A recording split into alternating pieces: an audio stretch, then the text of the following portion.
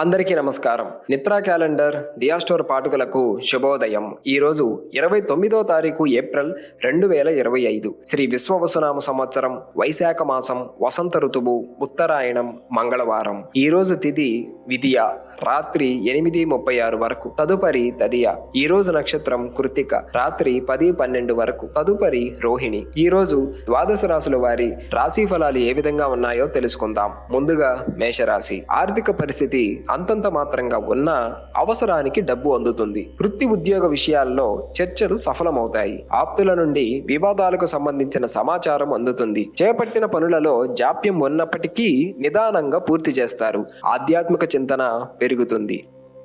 తదుపరి వృషభ రాశి. కుటుంబ సభ్యులు మీ మాటతో విభేదిస్తారు. సంతాన ఆరోగ్య విషయంలో జాగ్రత్త వహించాలి. అకారణంగా ఇతరులతో వివాదాలు కలుగుతాయి. వృత్తి ఉద్యోగాలలో పని ఒత్తిడి పెరుగుతుంది. వ్యాపారమున విలువైన వస్తువుల విషయంలో మరింత అప్రమత్తంగా వ్యవహరించాలి. ఆర్థిక నష్ట సూచనలు ఉన్నాయి. తదుపరి మిథున రాశి. పితృవర్గం వారితో మాట పట్టింపులుంటాయి. రుణదాతల నుండి ఒత్తిడి పెరుగుతుంది. శారీరక మానసిక అనారోగ్య సమస్యలు బాధిస్తాయి. చేపట్టిన ప్రతి పనిలో అడ్డంకులుంటాయి. వృత్తి వ్యాపారాలు మిశ్రమ వాతావరణం ఉంటుంది. ఉద్యోగస్తులకు గందరగోళ పరిస్థితులుంటాయి. ఆధ్యాత్మిక సేవా కార్యక్రమాలలో పాల్గొంటారు. తదుపరి కర్కాటక రాశి. కుటుంబ సభ్యుల విషయంలో ధైర్య సాహసాలతో నిర్ణయాలు తీసుకుంటారు. నిరుద్యోగులకు నూతన అవకాశాలు అందుతాయి. నూతన వస్తు ఆభరణాలు కొనుగోలు చేస్తారు. అన్ని వైపుల నుండి లాభాలు అందుతాయి. వృత్తి వ్యాపారాలు సజావుగా సాగుతాయి. సోదరులతో సంబంధ బాంధవ్యాలు మెరుగుపడతాయి. తదుపరి సింహరాశి. ఆర్థిక పరిస్థితి మరింత మందగిస్తుంది. ఇంటా బయట దీర్ఘకాలిక సమస్యలు పెరుగుతాయి. ప్రారంభించిన పనులు మధ్యలో నిలిచిపోతాయి. కుటుంబ సభ్యులతో మనస్పర్ధలు ఏర్పడతాయి. వృత్తి వ్యాపారాలలో ఆలోచనలు కలిసిరావు. ధనపరమైన విషయాలలో నిదానంగా వ్యవహరించుట మంచిది. తదుపరి కన్యరాశి. ఇంటా బయట సమస్యలు ఉన్నప్పటికీ నిదానంగా పరిష్కరించుకుంటారు. వృత్తి వ్యాపారాలు నష్టాలను అధిగమించి లాభాల బాట పడతాయి. ఖర్చుకు తగిన ఆదాయం లభిస్తుంది. ఉద్యోగమున అధికారులతో మాట్లాడేటప్పుడు జాగ్రత్తగా వ్యవహరించాలి. స్థిరాస్తి కొనుగోలు ప్రయత్నాలు వేగవంతం చేస్తారు. తదుపరి తులారాశి. దూరదేశ సంచారం చేయవలసి వస్తుంది. ఊహించని రీతిలో ఖర్చులు పెరుగుతాయి. కొన్ని వ్యవహారాలలో ఊహించని ఇబ్బందులు ఎదురవుతాయి. నిరుద్యోగులకు నిరాశ తప్పదు. వృత్తి ఉద్యోగాలలో ఇతరులతో తొందరపడి మాట్లాడడం మంచిది కాదు. వ్యాపారాల్లో ఆశించిన రీతిలో లాభించవు.